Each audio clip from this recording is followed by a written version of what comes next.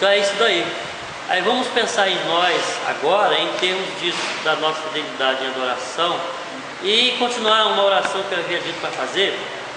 Assim, Deus envie alguém para mim que realmente possa valer a pena para eu dedicar o meu tempo para ela ser discipulada. Ore, continue orando assim, cada um.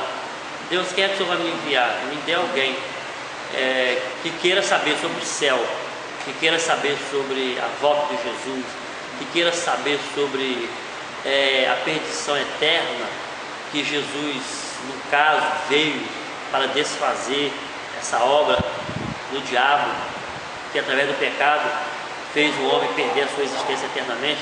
Envie alguém que queira saber essas coisas, indagar essas coisas, ter paciência para ouvir, porque é com o tempo, é com paciência. Então, essa oração. E agora,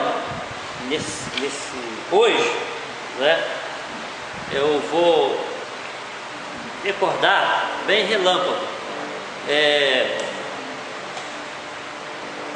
o trabalho que a gente está acentuando, que eu estou focando bastante, é a partir do encontro de Jesus com Nicodemos, né? João 3, Jesus falou para Nicodemos: é necessário nascer outra vez, né? Quem não nascer de novo não pode ver o reino de Deus. Aí, partindo desse texto aí, que nós fomos para o texto de Gênesis, né? Voltamos lá em Gênesis 3, que mostra que resiste o quê? Quando Adão pecou, os nossos pais pecaram, e foi anunciado para eles. Deus anunciou: vocês voltarão ao pó, ou seja, vocês vão morrer. Vocês vão morrer. E essa conversa de Jesus com Nicodemos, então, o que eu vejo escrito na Bíblia é isso. É que Jesus disse isso para Nicodemos porque Deus disse que o homem morreria por causa do pecado. E então, o novo nascimento, através da confissão, do arrependimento, através do nome de Jesus e em Jesus, é a única possibilidade de reverter o quadro que Deus nos havia destinado por ocasião da queda, a morte eterna. E então, o novo nascimento é o processo pelo qual nós nos livramos dessa maldição de Deus, não é? Que Ele amaldiçoou a terra, amaldiçoou o universo, amaldiçoou a vida no homem, e assim foi. E o homem passou a morrer, ter enfermidade e todas aquelas coisas. Então, a palavra, todos os textos que estão relacionados, estão numa lista que eu quero trabalhar, voltar neles e fazer destaques, é partindo desse ponto aí. Jesus falou para Nicodemos, fala para a gente hoje, vai continuar falando para todo mundo: se alguém não nascer de novo, não pode ver o reino de Deus. Existe essa necessidade através do arrependimento. Por isso nós voltamos em Gênesis, para ver o porquê do novo nascimento, não é? Que é pelo fato de nós termos sido destinados à morte eterna. E Jesus foi enviado então para desfazer as obras do diabo, que foi através do engano, de desautorizar a palavra de Deus, como ele disse para Eva: certamente não morrerás. Não foi isso que Deus disse: certamente morrerás, mas certamente não morrerás. E através desse argumento, quando eles comem do fruto, e então se instala no planeta todo o caos que nós conhecemos. E então eu quero caminhar assim, sempre com esse foco: Deus trabalhando para nos devolver a vida que nos foi tirada. E esse trabalho requer de nós, no caso, paciência, essa persistência de hoje, né? E os ensinos da palavra, né? A Bíblia em si, toda a Escritura, para estar investigando nela os processos que Deus estabeleceu para nos mostrar o caminho de volta.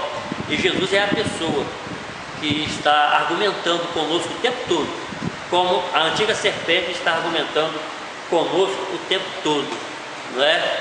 Sobre a nossa vida, olha só, a nossa existência, não é? O nosso destino eterno, não é? E esse livro, O Céu, dessa autora, Johnny, né?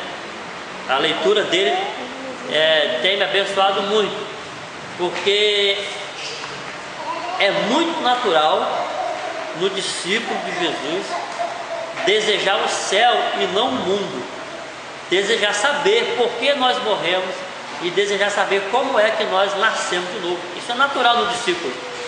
E a vida da Johnny, acho que o nome dela é esse, as aspirações dela, os anseios dela são todos voltados para o céu, para a nossa morada definitiva. É alguém que está realmente focalizada no que a Bíblia tem trazido sobre a nossa morada permanente, não é?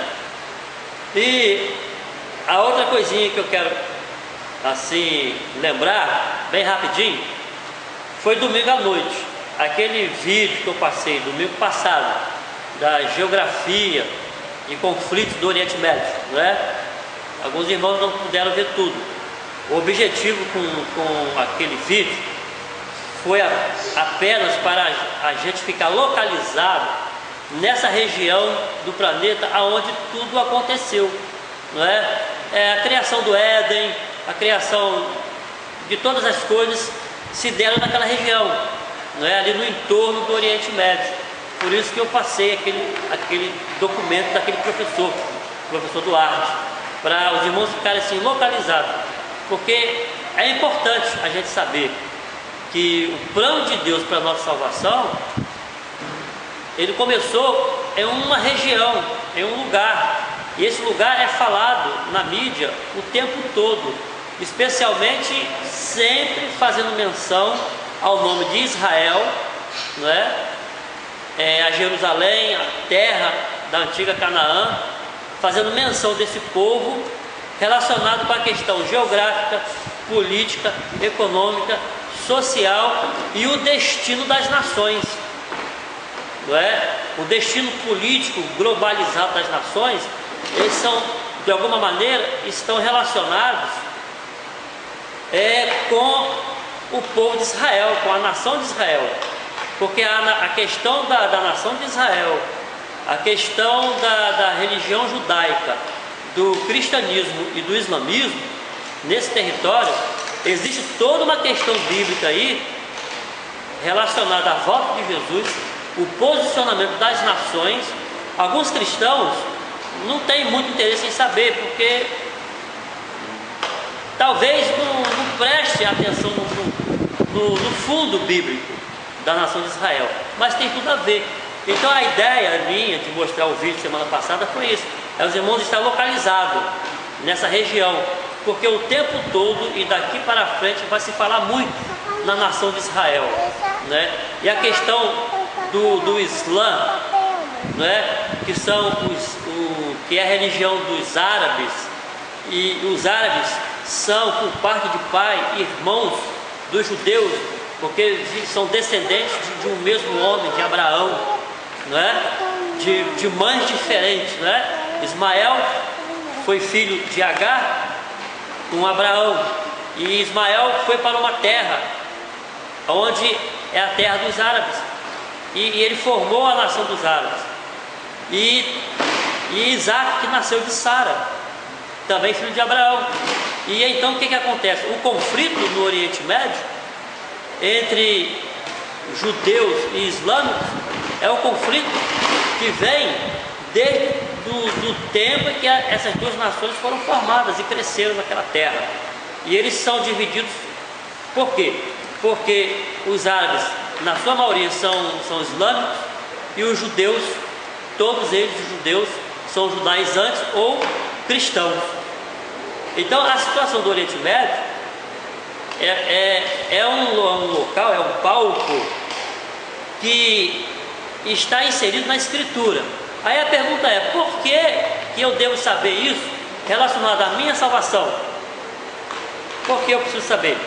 Eu preciso saber, na verdade, é para saber responder às pessoas a razão da minha fé. E saber responder às pessoas quando elas dizem o que elas não sabem sobre Israel, sobre a volta de Jesus, as últimas coisas, eu saberei como dizer. Porque conhecendo o princípio da história, que é aqui que a gente vai entrar, e nós estamos começando, não é? O capítulo 5, hoje, que eu vou destacar, de Gênesis, até chegar o final do Antigo Testamento, e depois a interpretação que o Novo Testamento faz do Antigo Testamento, a gente vai entender muito bem, atualmente, o que é os conflitos do Oriente Médio. E vamos entender muito bem quando começar a desenrolar com mais clareza, dentro da permissão de Deus, os planos do anticristo para tentar destruir o povo de Deus, para tentar levar muitos a negar a fé. E vai ser através de um pano de fundo histórico, religioso, político e econômico, que começou o seu processo desde a antiguidade, passando pelos impérios, pelos reinos, chegando nos governos democráticos, as repúblicas do nosso tempo. Ele vai usar todo esse pano de fundo e nos últimos dias ele vai então propor à humanidade uma história melhor, uma geografia melhor, um estado melhor, uma proteção melhor, coisas que ele vai dizer que a religião não pôde dar. E ele vai chegar no final dizendo: nem o islamismo, nem o judaísmo e nem o cristianismo puderam dar o que esse governo vai dar. Porque na verdade todos esses segmentos, o judaísmo, o cristianismo, o islamismo, não é considerado as maiores religiões do mundo, realmente nunca puderam e nunca poderão fazer nada por ninguém. Porque, irmãos, por incrível que pareça, no tempo de hoje, Deus está nos conectando aonde nós vamos entrar agora aqui, no capítulo 5. Deus está nos conectando na semente de Abel, que é a semente de discípulo, não de seguidor religioso, não seguidor nem do judaísmo, nem do islamismo, ou outro segmento sequer que exista. Mas Deus tem um compromisso e uma aliança com as pessoas que receberam e foram batizadas na adoração de Abel, na fidelidade de Abel. Aonde está isso? No capítulo 3 de Gênesis, quando ele apresenta o seu culto, e esse culto é aceito. E agora na reta final da volta de Jesus, é a mesma coisa. Os filhos da promessa de todos os tempos, esses que têm essa semente, que são discípulos, que não vão depender e não vão se dobrar diante do governo do anticristo, porque são discípulos de Jesus, não são membros de religião, por maior que seja essa religião, por mais bem elaborada que seja essa religião, mas são membros e entendem que são membros do corpo de Cristo, da igreja que ele fundou, que ele organizou. E quem faz parte dessa igreja, da igreja de Cristo, que é discípulo de Jesus, é esse que busca, que pesquisa, que estuda, como diz o apóstolo Paulo, que indaga, que tem uma consciência de uma boa indagação. Então a conexão nesses nós estamos em 2014, quase 7 mil anos, digamos assim, nesse tempo de quase 7 mil anos de história humana, não é? Que nós estamos, nós temos perfeita conexão com Deus Pai, Deus Filho, Deus Espírito Santo, no mesmo espírito de Abel e desses homens que vamos trazer os nomes deles agora aqui para lembrar. É a finalidade então, para lembrar o nome deles, é para nós nos animarmos em nossa fé naquilo que eles foram, discípulos de Jesus, mesmo não conhecendo Jesus pessoalmente, para nos fortificar na fé, porque eles foram fiéis a um chamado. E nesse tempo então, como eu disse, a gente conhecendo as questões do povo de Israel, a localização e essa semente em nós, nos fará entender perfeitamente quando as propostas do anticristo disfarçadamente parecerem boas propostas, e nós teremos a coragem de dizer não para elas, e se for necessário, pagar o preço por aquilo que nós conhecemos, aquele Espírito que Cristo nos deu, o Espírito de entendimento, o Espírito de adoção, o Espírito de conhecimento, de entendimento, como Ele prometeu em João 14, 26 e outras passagens que nós já vimos, não é? Então o propósito é esse. Nós estamos, na verdade, bem localizados em João 3.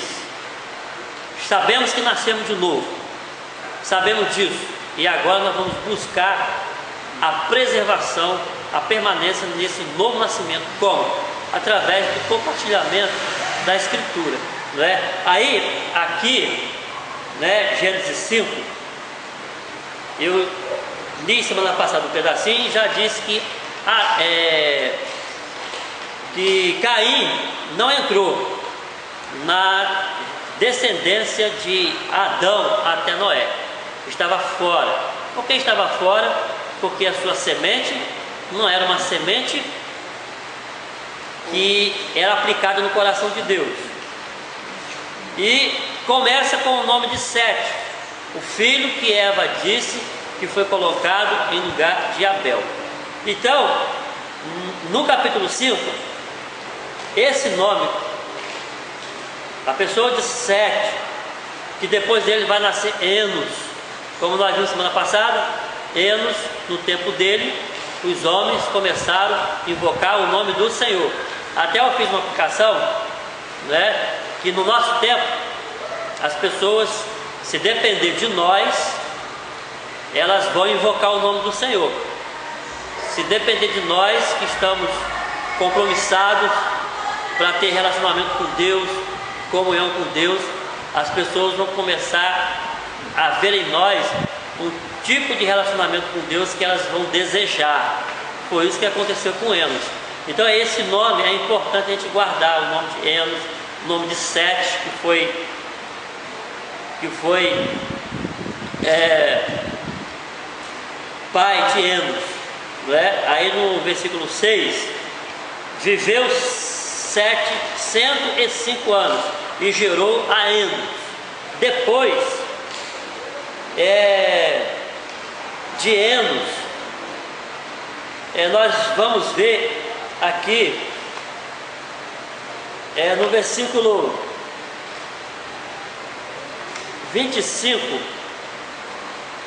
depois aparece Metusalém, que viveu 969 anos, né? No versículo 21, que foi filho de Enos. Aí no versículo 22 aparece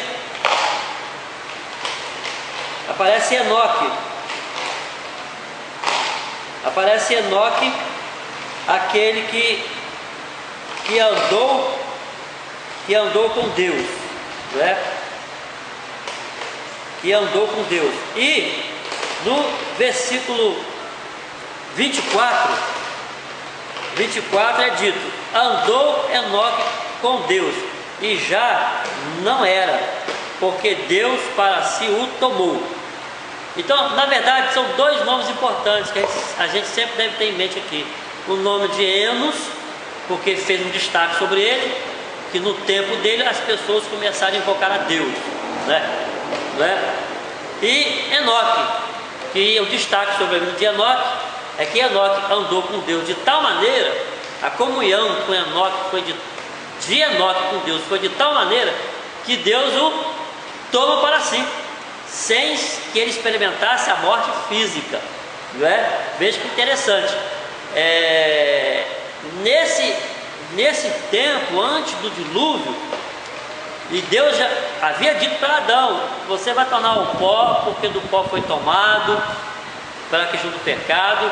E surge nessa civilização nessas gerações um homem que sobrevive à maldição da morte. E esse homem é Enoque. Enoque não experimentou na sua carne física a maldição de Deus, dada a todos os homens, que todos deveriam passar pela morte física. Futuramente Deus já sabia que traria Jesus para que todos aqueles que nele crescem não morressem para sempre, né? Mas vivessem eternamente. Mas Enoque não passou pelo estágio da morte. Enoque foi um homem, pelo que é dito pouca coisa dele, apenas isso: andou com Deus, e Deus para si o tomou. Então a comunhão de Enoque com Deus foi de uma maneira que Deus o aprovou, e que Deus então no seu coração deve ter dito: vou trazer Enoque para cá, para cima.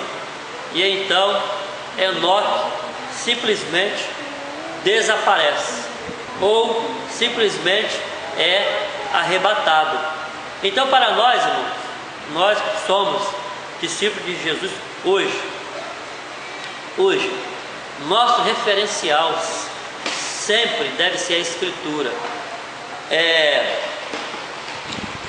Sempre ficaremos a pensar: até que ponto eu posso agradar a Deus de uma forma natural, da forma como foi Enos na sua existência, que ele foi um tipo de pessoa em que contagiava as outras pessoas ao seu redor, porque no tempo dele começaram a invocar ao Senhor.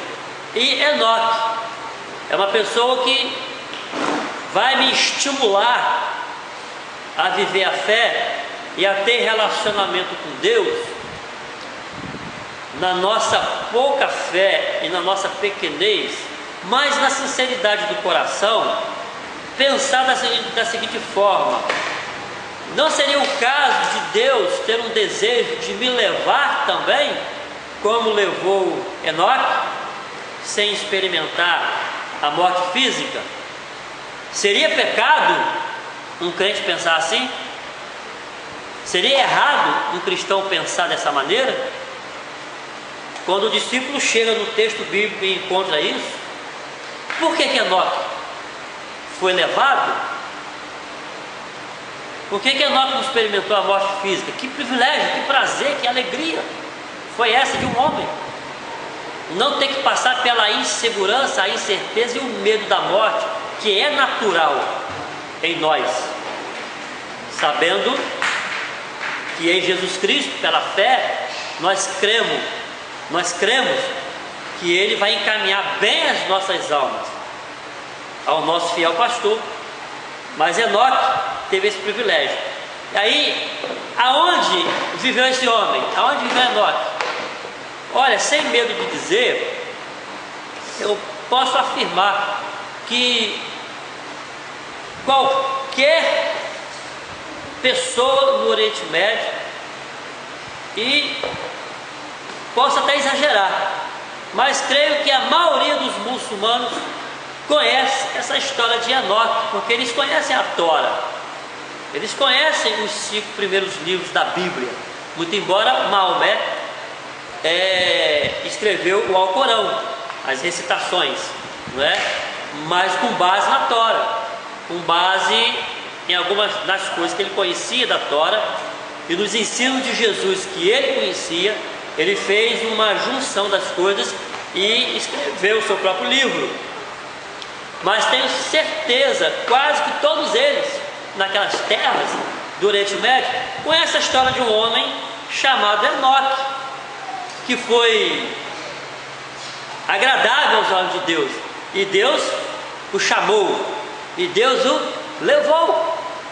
Então seria errado, seria infantilidade um discípulo de Jesus desejar ser levado como Enoque foi levado, não é? Que geração é a nossa geração desse tempo? É uma geração que não está amando o mundo e o que nele há? Talvez tenha sido o caso de Enoque. Não amou o mundo da sua época, não é? Como a gente vai ver no capítulo 6, que o mundo daquela época tinha os seus prazeres, as suas escolhas, tanto quanto as desse tempo, da mesma forma. Então esse nome é bom a gente ter ele sempre em nossa mente. O nome de Enoque, voltando ao nome de Enos, né? Sete, que deu prosseguimento a essa semente, a vida de Abel, são coisas que os cristãos devem saber. Eu fico rindo às vezes comigo mesmo, como a sociedade evangélica, de um modo geral, generalizando, né, tem facilidade, alguns ou muitos, de guardar os nomes das pessoas que são do mundo do esporte, não é? Toda aquela programação. Mas o discípulo de Jesus tem um interesse de conhecer esses nomes. Quem foram eles? Com quem eles andaram? Qual foi a relação deles com Deus? E quais foram as consequências da vida deles com Deus? Estas coisas estão implicadas no novo nascimento. Elas estão implicadas no novo nascimento. Porque quem nasceu de novo, quem encontrou Jesus Cristo, se interessa para saber como foi a vida daquelas pessoas, até as antigas, que tiveram comunhão com Deus. Então é importante nós termos, procurarmos sempre recordar essas pessoas. Então aqui, irmãos, a gente está no comecinho da Escritura, e eu estou repetindo bastante esses nomes, porque quando a gente estiver andando lá na frente, vai facilitar quando fizermos as citações, né? Então, Enoque, Enos, Sete, Abel, voltando, né? E agora, e lembrando, todas essas pessoas viveram aonde? Viveram numa região que Deus estabeleceu, que a vida delas está registrada na Escritura, e o território, a geografia, como uma proclamação da existência de Deus e de que a palavra de Deus é a verdade, está sendo falada no mundo inteiro, que é o Oriente Médio em geral. Eles viveram ali, próximo da Mesopotâmia, daquelas terras do Jardim do Éden, aonde eles posteriormente, os descendentes, peregrinaram pelas terras de Canaã, não é? Aonde está o rio Tigre, o rio Eufrates, que é a terra do Iraque. É nessa região que esses homens andaram. Então, irmãos, olha, será inevitável, quanto mais a mídia falar, quanto mais ela anunciar as pesquisas, as descobertas daquela região, mais o nome de Deus será glorificado. Por quê? Porque os registros estão aqui no livro da história de Deus, ou como é chamado no livro eterno, que é a nossa história. Amém? Então a minha finalidade é ministrar dessa maneira, para que a nossa esperança ela não escape por qualquer coisa, por qualquer dificuldade, por qualquer oferta que o anticristo está fazendo. Do trabalho ao conforto, aos direitos de ter e de receber, quando for o caso de colocarem em xeque a nossa relação com Deus e a nossa redenção, não é? Então são esses nomes. E agora está surgindo aqui no cenário, vou pular, foram todos os dias de Matusalém 969 anos e morreu. Ele viveu e morreu 969 anos. Viveu Lameque 182 anos e gerou um filho. Olha, Matusalém viveu 969 anos. A Bíblia não relata, não dá nenhum destaque sobre ele, do que fez e do que deixou de fazer. Mas o destaque da sua vida é que foi o homem que mais viveu na Bíblia, 969 anos. Mas não há um destaque aqui no texto do que ele fez ou do que ele deixou de fazer. Então não sabemos, né? Mas digamos que Matusalém viveu os seus 969 anos e é dito dele apenas que morreu. Acerca de Abel foi dito que o culto que ele fez foi aceito. Acerca de Enos foi dito que a partir dele que os homens começaram a adorar a Deus, invocar a Deus, não é? Acerca de Enoque foi dito que ele andou com Deus e ninguém viu mais, que Deus o tomou para si. E acerca de Metusalém só diz que viveu 969 anos e mais nada. Eu pergunto para mim sempre quando eu estou no meu lugar, lá, vendo o vento passar em algum lugar, sempre fico lá em casa, e me pergunto, será que eu vou morrer e apenas será dito de mim, viveu 50 anos, 70 anos e morreu? Ou fez alguma coisa que pudesse, por menor que seja, fiz alguma coisa que pudesse ter contribuído para a salvação de uma pessoa sequer? Porque os anjos muito se alegram com a salvação de um pecador que seja. Então, a geração de hoje, a cristandade de hoje, ela está vivendo sobre essa terra e morrendo e nada mais? Ou existe algo feito por parte dessa geração nossa que possa ser registrado? E a geração da cidade de Campos, nas décadas, né, dos anos 20, dos anos 2014, deixaram uma mensagem, um feito para a geração seguinte, para seguir as pisadas dela, não é? E sobre os documentários, que em nome de Jesus eu ainda vou passar para os irmãos, nesses documentários aparecem muitas pessoas que não somente viveram um tempo de anos na vida e morreram, mas fizeram alguma coisa e que beneficia diretamente a nossa geração de hoje, de agora, pela passagem da vida deles e pelo que eles fizeram. E então, após Matusalém, aparece, versículo 28, no capítulo 5 de Gênesis, né, que nós estamos, aparece Lameque, que gerou um filho. No versículo 29, que deu o nome de Noé, dizendo: olha o que Lameque disse do seu filho Noé, quando Noé nasceu: este nos consolará acerca de nossas obras e do trabalho de nossas mãos, por causa da terra que o Senhor amaldiçoou. Então Lameque, ele faz uma declaração de uma aspiração sobre Noé.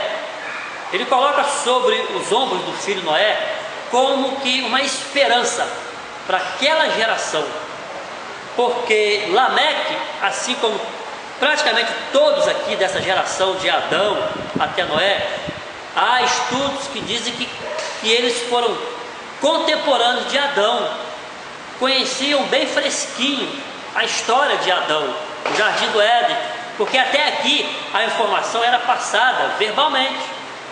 E a pergunta é: por que que Lameque diz sobre o seu filho Noé: este nos consolará das obras das nossas mãos, por causa da terra que o Senhor amaldiçoou?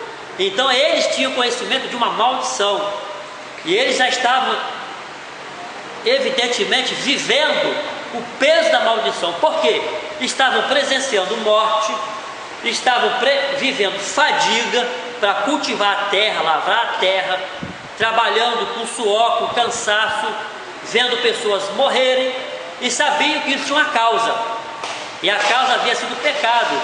E por que será que Lameque, no seu espírito, gera uma ansiedade, uma aspiração, praticamente por uma redenção da terra, por uma salvação da terra? Porque ele grita por consolo, ele grita por consolação. É um grito no nascimento de um filho que será a esperança. E é muito fácil que nós conhecemos a Escritura de associar a arca de Noé com os 4 evangelhos, Mateus, Marcos, Lucas e João, que podemos chamar de a arca de Jesus, porque nos 4 evangelhos é registrado as obras de Jesus, o martelo que ele bateu, os pregos que ele usou para construir uma arca, a sua igreja, para salvar o mundo através da igreja. Ele diz para Pedro: Pedro, sobre a tua convicção, sobre esta pedra, sobre esta convicção, vou edificar a minha igreja. Então a gente pega agora Jesus falando para Pedro, é um dos registros do 4 evangelhos, e agora para o pai de Noé, Lameque, dizendo: Noé nos consolará de nossas obras. Noé fez uma igreja, um tipo de igreja, que nos seus anos mais tarde ele veio a fazer a construção da arca. E então qual seria o consolo daquela geração? É que na pregação de Noé eles se arrependessem. Esse seria o consolo, porque a terra já estava inflamada de pecado, de maldade, e Noé nasceu dentro desse contexto. Então é bom lembrar, para recordar. Vamos lá, de novo. Não sei até quando eu vou repetir, mas uma hora eu vou parar de repetir, né? Está caindo aqui a minha Bíblia, que saiu aqui um negocinho que segura. Vou pregar o negócio aqui. Abel ofereceu aquela adoração que Deus conhece e aceita. Temos que pensar nesse homem sempre. É a história da Bíblia. Praticamente nós já estamos entrando na história da igreja, como eu disse que eu ia passar para os irmãos, e não a história das religiões, que é diferente. Já estamos nela, já estamos na história da igreja, aprendendo. Abel, primeiro membro dessa igreja.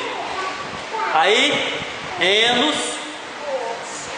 aquele homem que através dele muitos começaram a invocar o nome do Senhor. Aliás, antes dele, Sete foi uma semente substitutiva que entrou no lugar de Abel. Aí Enos, então, depois Enoque, aquele que agradou a Deus de tal maneira que Deus o tomou para si. Nós queremos ser esses homens? Podemos querer ser, sem presunção, com humildade, mas podemos querer ser esses homens para esse tempo. E então segue agora Lameque, que faz uma surpreendente declaração: esse filho, este homem, Noé, vai consolar a nossa geração das obras das nossas mãos, por causa da maldição que está sobre a terra, né? E chega então Noé, aparece Noé no cenário, não é? Eu coloquei aqui do lado da minha Bíblia apenas para referencial. Noé, filho de Lameque, neto de Matusalém, bisneto de Enoque, e voltando até Sete, descendente de Sete, né? Essa descendência de Deus. né? Noé é esse descendente. E chegando no versículo 32, agora entra Noé, para a gente parar. No capítulo 6, a gente, conforme, se a gente decidir encontrar amanhã, a gente faz amanhã. Se não, a gente faz domingo, no capítulo 6 de Gênesis. Eu não vou ler, né? Vou continuar fazendo assim, só destacando os versículos por causa da leitura que a gente já fez. Então, no versículo 32, era Noé da idade de 500 anos. Então aqui a escritura já deu um pulo na existência de Noé e já apresenta ele com 500 anos. E os filhos que ele gerou Sem, gerou Cão e gerou Jafé. Esses filhos de Noé a gente vai ver depois, lá na frente, né? Que eles tiveram uma importância depois no repovoamento da terra, né? Tudo começou de novo com esses 3 filhos de Noé, a sua família, após o dilúvio. Mas Noé tinha 500 anos, né, de idade, e vieram seus filhos, né? No capítulo 6, eu não vou colocar hoje, né? Vamos ver ou amanhã ou domingo o cenário, o contexto em que Noé nasce, em que Noé está vivendo, o que está acontecendo com aquela humanidade, e que Deus toma uma decisão. Os irmãos já sabem qual é a decisão do capítulo 6 de Gênesis. Resolve destruir, acabar com a raça humana sobre a face da terra, porque havia um mal terrível sobre aquela terra. Qual era o mal? O mal era que o pensamento e a maldade do homem crescia continuamente. Esse era o mal. A capacidade que o ser humano desenvolveu por causa da queda de multiplicar maldade, motivações maldosas, e diz pensamentos do coração, né? E Noé nasce nesse cenário, mas Noé se preserva desse tipo de conduta, de vida, desse tipo de comportamento. E por causa de Noé ser um homem diferente, Deus descobre ele e muda de ideia e fala com ele sobre a construção da arca. Vai ser então o próximo nome do próximo encontro que nós vamos destacar, né, Noé, e fazer um destaque ali daquela situação da humanidade daquela época, que não é em nada diferente da época em que nós estamos no nosso tempo, com um diferencial que Jesus falou, que a maldade e a iniquidade nos últimos tempos se multiplicaria, não é? Com esse diferencial, não é verdade? Então que Deus, Senhor, possa nos abençoar, não é? Mais esse encontro aqui, e esperamos em nome de Jesus, quando Ele vier nos encontrar fiéis, né? Fiéis a Ele em tudo, né, que nós esperamos em Jesus Cristo. Amém? Espírito Santo, obrigado por esse encontro desta noite, em nome de Jesus. Abençoe, ó Pai, cada um de nós presentes aqui neste lugar, e nos dá condição, Senhor, de não desviarmos para a esquerda nem para a direita de tudo aquilo que o Senhor deixou registrado na sua palavra, para sabermos, para conhecermos e para sermos preparados e sermos edificados como casa de Cristo, como edifício de Cristo, para homens e mulheres perfeitos em Jesus Cristo, para toda boa obra em nosso tempo e para o dia da vinda do Senhor. Bendito o nome do Senhor para todo sempre. Amém.